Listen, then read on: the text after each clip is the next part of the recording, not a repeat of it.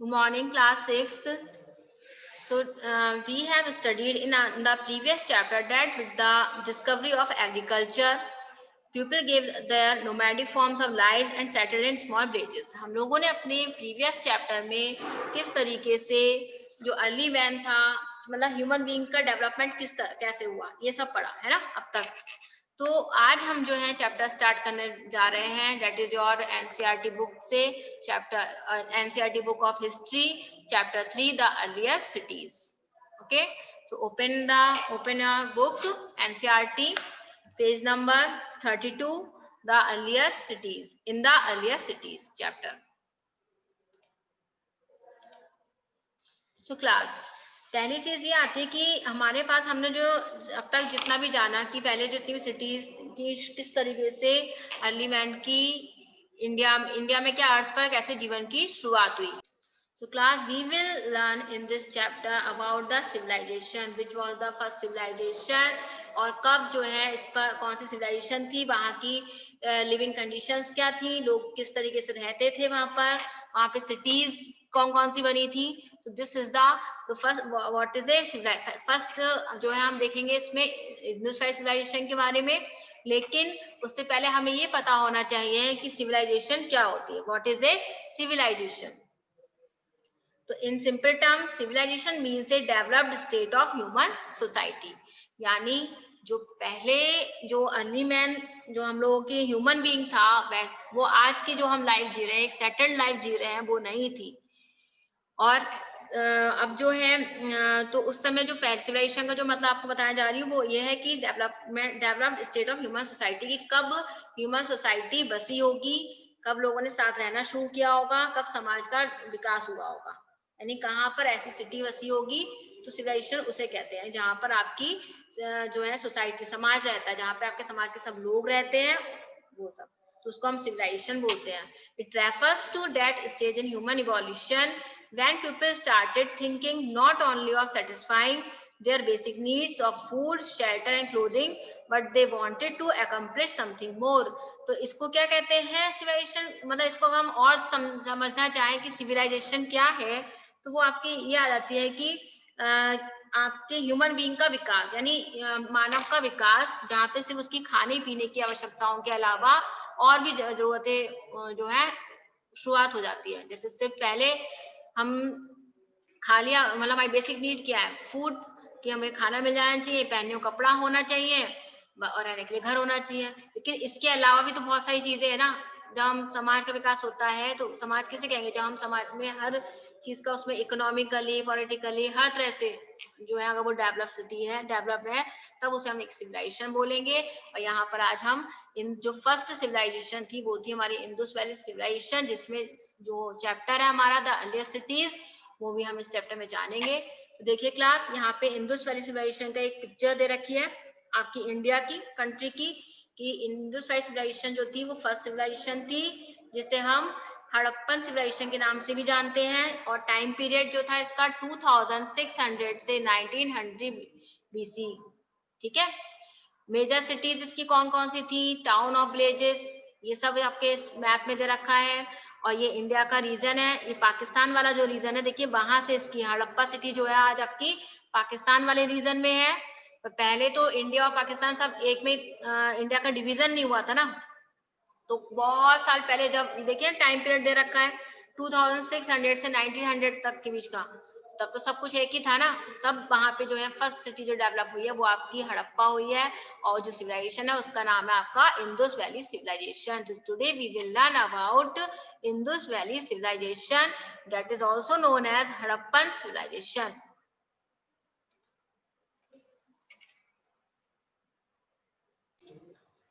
So class, this is the Harappa city, the story of Harappa. यहाँ पर हम earliest civilisation जो थी वो हमारी इंडस वैली सिविलाइजेशन थी हमारी इंडिया में, और जिसमें हम लोग जिसको हम हड़प्पा सिविलाइजेशन के नाम से भी जानते हैं। या इस चैप्टर में हम जो है हड़प्पा सिटी के बारे में जानेंगे, यानी कैसे शुरुआत हुई और क्या जीवन था, कैसे समाज के लोग थे, क्या पहनते थे, क्या उनका व्यापार था, कैसी सिटीज बनी थी, वो सब हम जो है इस चैप्टर में देखते हैं। देखिए द स्टोरी ऑफ हड़प्पा में the cities of the Indus valley civilization are known as the Harappan cities. जो इंडस वैली सिविलाइजेशन है उसको हम हड़प्पा सिविलाइजेशन भी बोलते हैं, और जो वहाँ की सिटीज थी उनको हम हड़प्पन सिटीज बोलते हैं। क्यों? क्योंकि ये हड़प्पा एक जगह थी, वहां से जितने भी जो मतलब खुदाई हुई है तो वहां पे हमें जो है जगह, इसी जगह से जो हमें इसके सारे आर्टिफैक्ट्स मिले हैं। तो rediscovered in the 1920s after excavation in Sindh and Punjab in present day Pakistan। तो जैसा मैंने अभी आपको बताया, अभी इससे पहले जो हमने मैप देखा था यहाँ पर, ये देखिए, ये देखिए, ये इंडिया में पाकिस्तान वाला रीजन है ना, ये इंडिया, इधर जम्मू कश्मीर वगैरह ऊपर, ये पाकिस्तान, ये थार डेजर्ट रेगिस्तान, वो सॉरी राजस्थान वाला रीजन, तो ये पाकिस्तान में है ना। तो ये उस समय सिंध और पंजाब रीजन कहलाता था, क्योंकि पहले तो डिवीजन नहीं हुआ था, इंडिया और पाकिस्तान सब एक ही कंट्री थी, वहीं से इसकी शुरुआत हुई थी।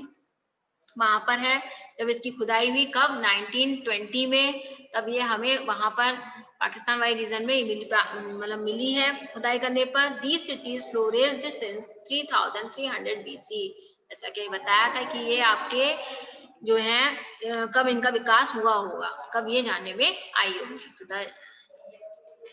तो देखिए ये एक पिक्चर दे रखी है आपको हड़प्पा सिटीज की, इस तरीके से घर होते थे, और ये सब स्ट्रक्चर है कि सिटी इस तरीके से बसी हुई थी आपकी, है। सभी को अच्छे से देख लीजिए इसको। देखिए this is the picture of Harappa cities. तो क्लास एक्चुअली ये हुआ था 1920 में, जो है एक इंडियन आर्कोलॉजिस्ट थे, मतलब हम लोग अगर ये देख सोचे कि ये हमें कैसे इनके बारे में पता चला, तो जो समय समय पर आर्कोलॉजिस्ट होते हैं वो खुदाई करते हैं, तो उन वहां पर हमें कुछ अगर मिल जाए तो हम उस चीज के बारे में बता देते हैं। तो वही था कि 1920 में जो है 20 और 21 में, तो इंडियन आर्कोलॉजिस्ट थे राय बहादुर दयाराम साहनी, उनका नाम था राय बहादुर दयाराम साहनी। उन्होंने सबसे पहले इस सिटीज के बारे में पता लगाया। क्या थी? Rai Bahadur Dayaram Sahni first found the ruins of the city of Harappa. उन्होंने हड़प्पा सिटी के बारे में हमें बताया।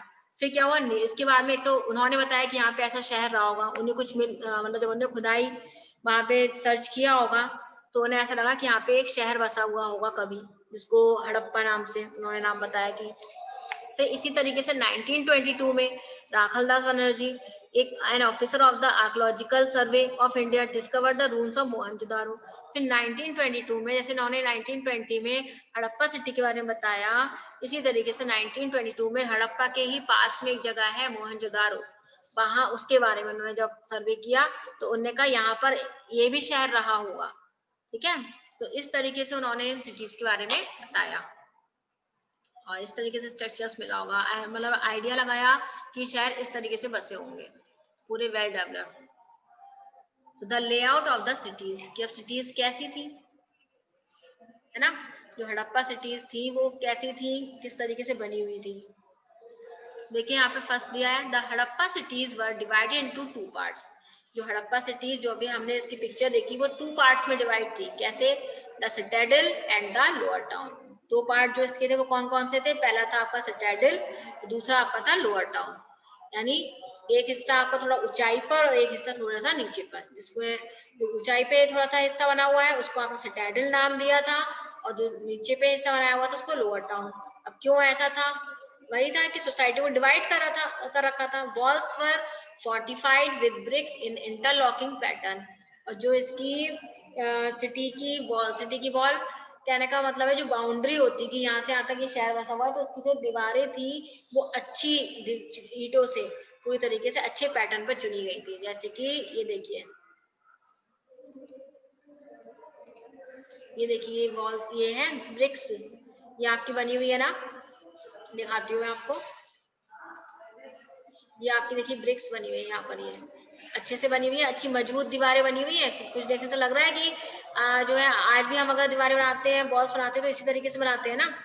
तो ये बहुत साल पहले की कभी की बात है, जो आज ये लोग आज है भी नहीं, जब पता लगाया होगा हिस्टोरियंस ने, तब की चीज बताई जा रही है यहाँ पर।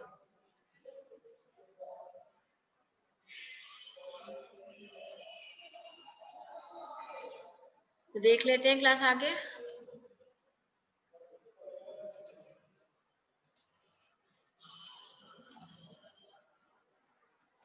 तो यहाँ बता रहा है कि walls were fortified with BRICS in interlocking pattern.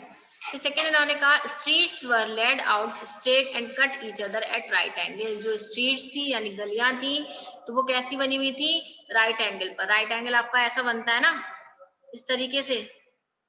ये एक सॉरी एक सेकेंड क्लास, देखिए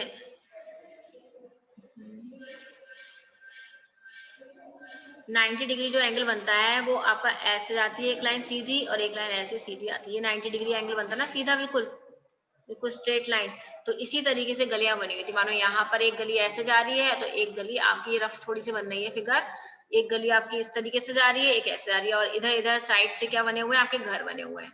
90 डिग्री एंगल पे आके जो है एक दूसरे को काटती थी, बिल्कुल सीधी सीधी बनी हुई थी। ऐसी नहीं कि टेढ़ी मेढ़ी इस तरीके की गलियां बनी हुई, ये पैटर्न नहीं था, बिल्कुल ऐसे स्ट्रेट इधर से इधर तक, इधर से इधर तक ये। और यहाँ पे घर बने हुए हैं, इधर घर बने हुए हैं, इधर बने हुए हैं, इसी तरीके से ऐसे लाकर ऐसे। तो ये 90 डिग्री पे कट कर रही है एक दूसरे को, बीच में आके मिल गई। इधर इधर साइड से हाउसेस बने हुए थे इन सिटीज में। आपको मैं आगे कुछ पिक्चर्स और दिखाऊंगी जिससे आपको क्लियर होगा सारा।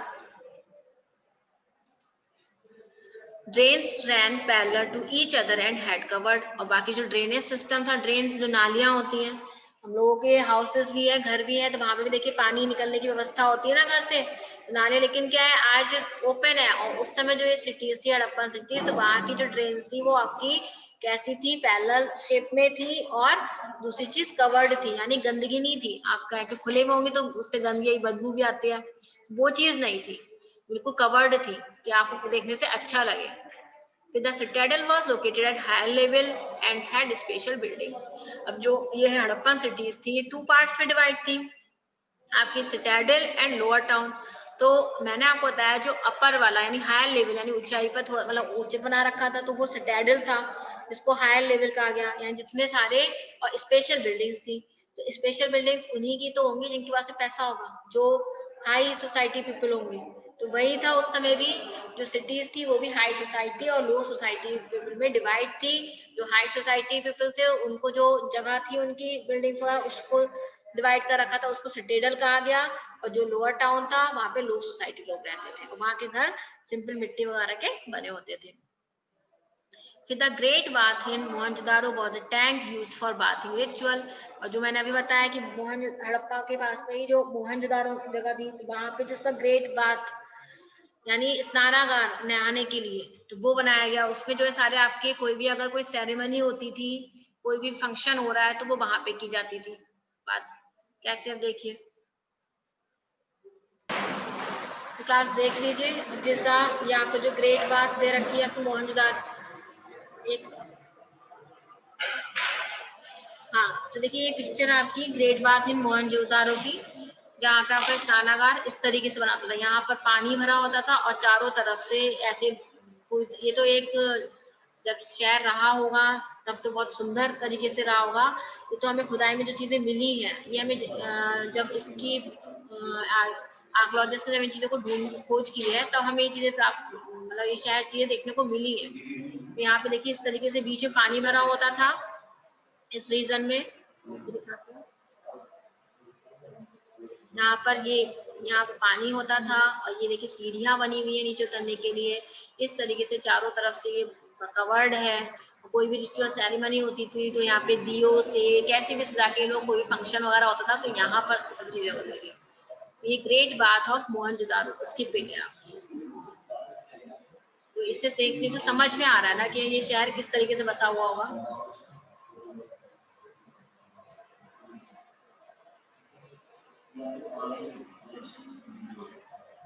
नेक्स्ट देखिए यहाँ पर Kalibangan and Lothal had fire